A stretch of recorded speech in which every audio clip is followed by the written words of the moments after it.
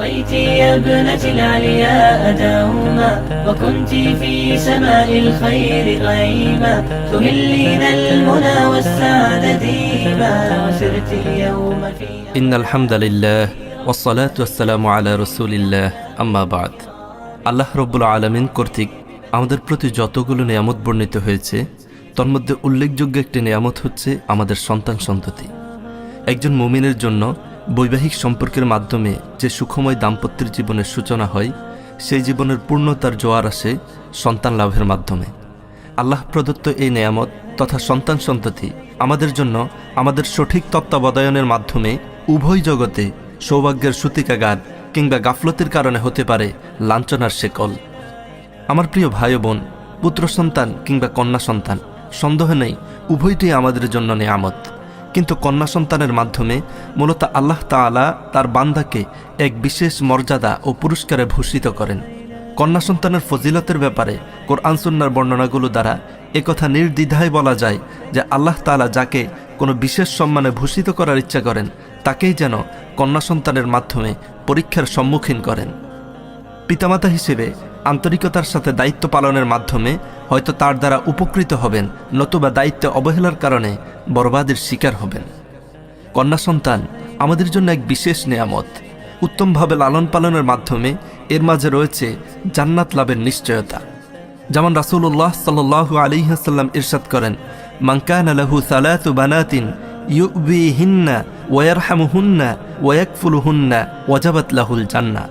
যার 3 জন কন্যা সন্তান হবে আর সে তাদের আবাসের ব্যবস্থা করবে, তাদের প্রতি মমতা প্রদর্শন করবে এবং তাদের ভার বহন করবে, জান্নাত তার জন্য ওয়াজিব হয়ে যাবে। কিলা ইয়া রাসূলুল্লাহ ফাইন কানাত ইসনাতাইন, জিজ্ঞেস করা হলো, হে আল্লাহর রাসূল, যদি 2 জন কন্যা সন্তান হয়? ক্বালা ওয়া ইন কানাত ইসনাতাইন, তখন রাসূল সাল্লাল্লাহু আলাইহি ওয়াসাল্লাম প্রত্যুত্তরে বলেন, 2 জন হলো তার জন্য জান্নাত ওয়াজিব। ক্বালা ফারাআ বা'দুল কওম আন্না লাউ ক্বালু লাহু ওয়াহিদাতান লাক্বালা ওয়াহিদাতান। বর্ণনাকারী বলেন, সাহাবীগণের ধারণা যদি তখন কেউ একথা জিজ্ঞেস করত যে 1 জন কন্যা সন্তান হলে, তাহলে নবী করিম সাল্লাল্লাহু আলাইহি ওয়াসাল্লাম বলতেন 1 জন হলো তার জন্য জান্নাত ওয়াজিব। আরেক হাদিসে রাসূলুল্লাহ সাল্লাল্লাহু আলাইহি ওয়াসাল্লাম ইরশাদ করেন, লা ইয়াকুনু লিআহাদিকুম সালাসু বানাতিন আও সালাসু আখওয়াতিন ফায়ুহসিনু ইলাইহিন্না ইল্লা দাখালাল জান্নাহ।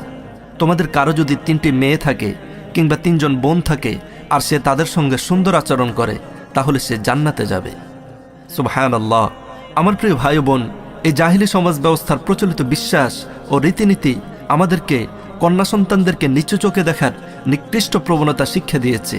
আমাদেরকে শিখিয়েছে পুত্র সন্তান লাভের মধ্যেই রয়েছে সম্মান ও প্রতিপত্তি। আজকের এই সময়ে পুত্র সন্তান নেই এমন 2 অথবা 3 কন্যার পিতামাতাকে অবজ্ঞার চোখে দেখা হচ্ছে।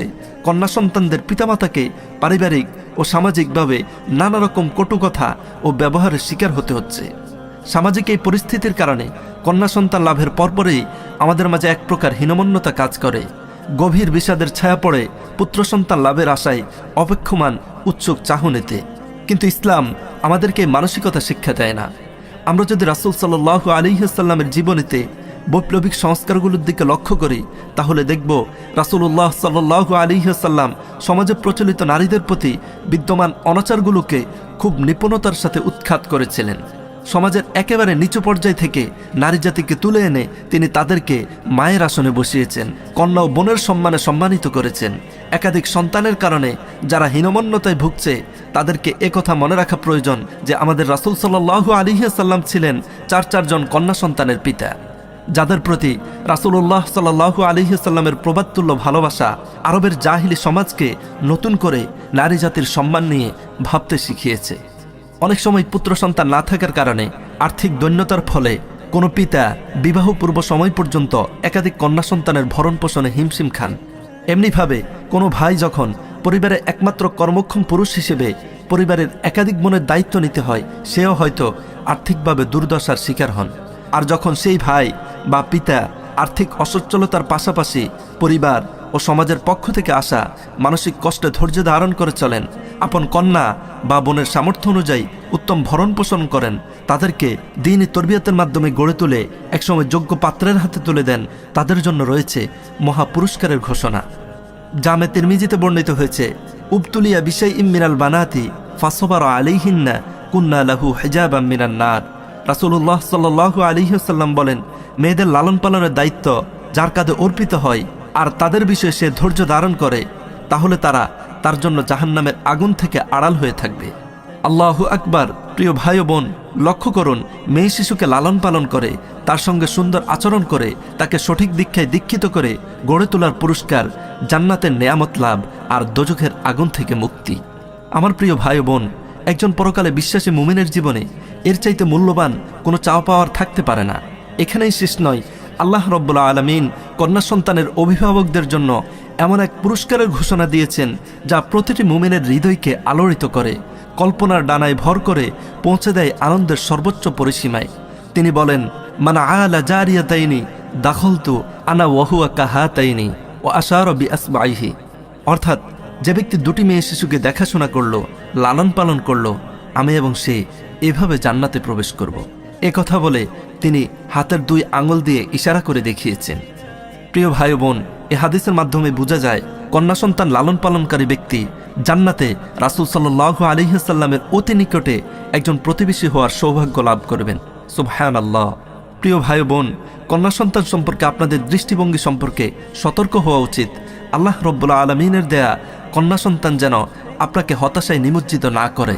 কন্যা সন্তান আপনার জন্য আল্লাহ তাআলার পক্ষ থেকে এক মহা সুসংবাদ। কন্যা সন্তান লাভে হতাশাগ্রস্ত হওয়া এবং এই সংবাদ লাভে মনকষ্ট পাওয়া, এটা স্পষ্ট জাহিলিয়াত। প্রাচীন যুগের সে জাহিলিয়া আমাদের মাঝে আজকের এই সময়ে আবারও বাসা বেঁধেছে। আধুনিক প্রযুক্তির কল্যাণে আজকাল জন্মের আগেই গর্ভের সন্তানের লিঙ্গ নির্ণয় করা যাচ্ছে।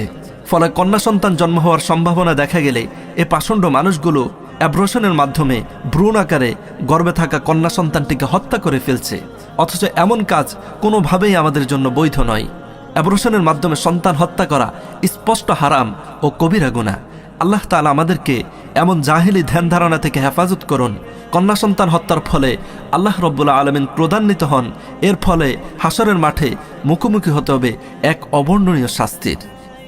আমার প্রিয় ভাই বোনেরা, আল্লাহর ফয়সালা সম্পর্কে খারাপ মন্তব্য করার ব্যাপারে সতর্ক হই। বস্তুত সন্তান ছেলে বা মেয়ে হওয়ার পিছনে আল্লাহ তাআলার ফয়সালাই কাজ করে। কোনো মানুষের ক্ষমতা নেই আল্লাহ তাআলার ইচ্ছাতে বাদ সাদার।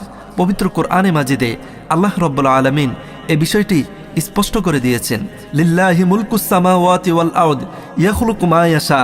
আকাশমণ্ডলী ও পৃথিবীর রাজত্ব একমাত্র আল্লাহ তাআলার হাতেই। ইয়াখলুকু মা ইয়াশা, তিনি যাকে ইচ্ছা তাকেই সৃষ্টি করেন। ইয়াহাবু লিমান ইয়াশাউ ইনাসা ওয়া ইয়াহাবু লিমান ইয়াশাউ যুকুর, যাকে ইচ্ছা তিনি কন্যা সন্তান দান করেন আর যাকে ইচ্ছা তাকে পুত্র সন্তান। আউ ইযাওয়িজুহুম যুকরানা ওয়া ইনাসা, অথবা দান করেন পুত্র কন্যা উভয়ই। ওয়া ইয়াজআলু মান ইয়াশাউ আকীমা, আর যাকে ইচ্ছা তিনি তাকে বন্দা করে রাখেন।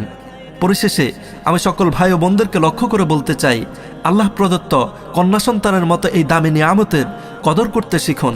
একজন কন্যা সন্তান আপনার জন্য সৌভাগ্যের বাতিঘর, দুনিয়া ও আখেরাতে সম্মান ও মর্যাদার প্রতীক। কন্যা সন্তান আল্লাহ তাআলা সন্তুষ্টি লাভের মাধ্যম। যথাযোগ্য সম্মান ও সতর্কতার সাথে তাদের গড়ে তোলা আপনার ঈমানি দায়িত্ব। আল্লাহ তাআলা আমাদের সবাইকে কল্যাণ ও কামিয়াবির পথে পরিচালিত করুন। আমিন ইয়া রাব্বাল আলামিন।